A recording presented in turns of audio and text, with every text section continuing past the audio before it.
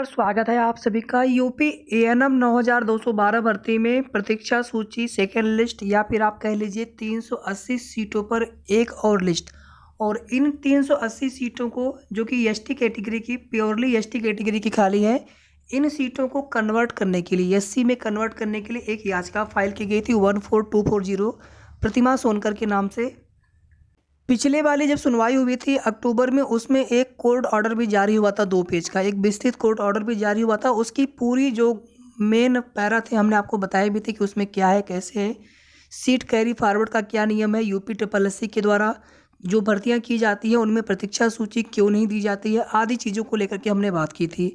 सब कुछ देखिए सरकार के हाथ में है, प्रतीक्षा सूची देना, वेटिंग लिस्ट देना, सब कुछ गवर्नमेंट के हाथ में होता है। जो भी रूल्स हैं वर्तमान में उनमें संशोधन अमेंडमेंट्स किए जा सकते हैं, सीटें खाली ना हो। और आपकी ही भर्ती नहीं, जितने भी भर्तियां यूपी ट्रिपल एससी से हो रही हैं या फिर आगे होंगी, सभी में वेटिंग सूची, प्रतीक्षा सूची की मांग की जा रही है। पूरी एक मुहिम चल रही है। हालांकि उसी के साथ में एक मुहिम और भी चल रही थी, पीईटी कट ऑफ वाला। तो एक प्योरली केवल वेटिंग सूची को लेकर के मुहिम होनी चाहिए सभी भर्तियों के अभ्यर्थियों के द्वारा। और इसमें जो कुछ भी हो सकता है माननीय मुख्यमंत्री जी के स्तर से हो सकता है। फिलहाल में कोर्ट में यहाँ पर क्या हुआ, आज की डेट में सुनवाई थी, आज डेट लगा था 17 नवंबर को। वीडियो को आप सभी प्लीज़ लाइक और शेयर आप सभी कर दिया करें ताकि सभी तक जो है सही जानकारी पहुंचती रहे। यहाँ पर देखेंगे 14240 of 2020 Pratima Sonkar and 39 others, और इनके अधिवक्ता है, सीनियर अधिवक्ता है सिद्धार्थ खरे सर। यहाँ पे आप सभी देख सकते हैं 17 नवंबर की डेट लगी थी। कोर्ट नंबर 32 में justice Vikram D Chauhan sir की बेंच में, और सीरियल नंबर 194 पर मामला लगा हुआ था। यहाँ पे लिखा है फॉर ऑर्डर। फॉर ऑर्डर का मतलब है कि एक बार इसमें कोर्ट ऑर्डर जारी हुआ था और दोबारा से इसमें जो है जवाब मांगा गया था। 3 सप्ताह का समय दिया गया था काउंटर एफिडेविट फाइल करने के लिए सरकारी अधिवक्ता को। उसके बाद 1 सप्ताह का समय और दिया गया था याची पक्ष को कि आप भी अपना जवाब लगा सकते हैं, प्रत्युत्तर हलफनामा लगा सकते हैं। तो टोटल जो है 4 वीक्स का टाइम देते हुए नेक्स्ट डेट 17 नवंबर 2022 यानी आज की डेट लगाई गई थी इस मामले पर। और इसके पहले ये मामला कई बार लिस्टेड हुआ था, बट फाइनली आप देखेंगे सुनवाई हुई थी इसके पहले वाले डेट 14/10/2022 को, जिसमें एक कोर्ट ऑर्डर जारी हुआ था। और ये आज का हो गया स्टेज यहाँ पर है फॉर ऑर्डर। चूंकि मामला इसमें काफ़ी नीचे लगा हुआ था, सीरियल नंबर 194 पर कोर्ट नंबर 32 में, और यहाँ पे आप सभी देख सकते हैं कोर्ट नंबर 32 में सीरियल नंबर 197 तक सुनवाई हुई है।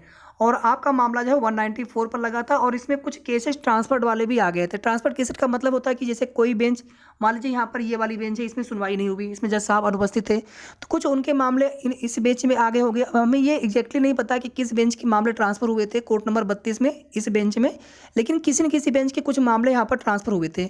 तो उन मामलों में भी कुछ अगर मामले अर्जेंट होते हैं, इमरजेंसी वाले होते हैं, या फिर उन मामलों पर सुनवाई करना आवश्यक होता है, तो उन मामलों पर भी सुनवाई की जाती है। साथ ही साथ अपने स्वयं के बेंच में जो मामले लिस्टेड होते हैं उन मामलों पर भी सुनवाई की जाती है। तो कुल मिलाकर के मामला आपका केस आपका टेकअप हुआ है, लेकिन सुनवाई होने की उम्मीद बहुत कम है क्योंकि बहुत लेट ये मामला केस आपका टेकअप हुआ था। और अभी ये कन्फर्म पता नहीं चल सका है कि जो सरकारी अधिवक्ता महोदय ने कहा था कि हम इसमें, मतलब जो भी माननीय कोर्ट की तरफ से सरकारी अधिवक्ता से बोला गया था कि आप इसमें काउंटर एफिडेविट फाइल करें, तो उन्होंने काउंटर एफिडेविट लगाया कि नहीं लगाया कन्फर्म आपको नहीं बता पाएंगे। लेकिन थोड़ी ही देर में कोर्ट ऑर्डर जैसे ही जारी होता है आपको पूरी विस्तृत जानकारी फिर से देंगे। अभी जो है केस स्टेटस भी चेंज नहीं हुआ है, तो अभी यहाँ पर बिल्कुल आपको सटीक नहीं बता पाएंगे कि सुनवाई में आज क्या हुआ होगा, क्योंकि अभी बस थोड़ी ही देर पहले सुनवाई समाप्त हुई है। तो या तो याची से के माध्यम से या फिर उनके अधिवक्ता के माध्यम से कुछ जानकारी मिलने पर आप सभी को बता देंगे, या फिर जैसे ही कोर्ट ऑर्डर जारी होगा हम आपको पूरी अपडेट दे देंगे कि आज की सुनवाई में क्या हुआ। यहाँ पर आप सभी देख सकते हैं ये जो पूरा कोर्ट ऑर्डर है, इसमें सबसे पहले तो जो उनके अधिवक्ता उपस्थित थे, या फिर जितनी सीटें निर्धारित की गई हैं, या फिर जो रूल है आरक्षण नियमावली है 1994 वाली, और इसमें जो तर्क दिया गया था कि इन सीटों को जो है एसटी की जो प्योरली सीटें खाली बची हुई है प्योरली एसटी कैटेगरी की, उन सीटों को एससी कैटेगरी में फॉरवर्ड किया जाए।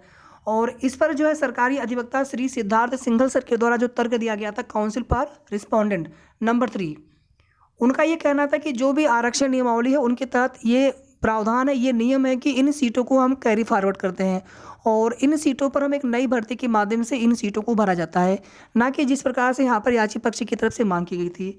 इसके बाद इसमें आप देखेंगे नीचे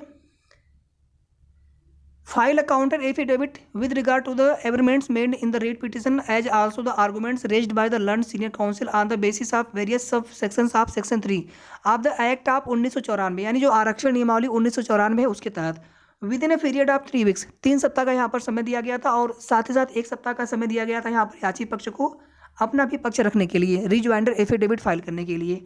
ये पुराना वाला कोर्ट ऑर्डर है 14/10/2022 को। इसके बाद मामला जो है 17/11/2022 के लिए लिस्टेड हुआ था। आज का कोर्ट ऑर्डर जैसे ही जारी होगा हम आपको तुरंत उसकी जो भी अपडेट रहेगी आपको बताएंगे। फिलहाल में इस मामले का अभी जो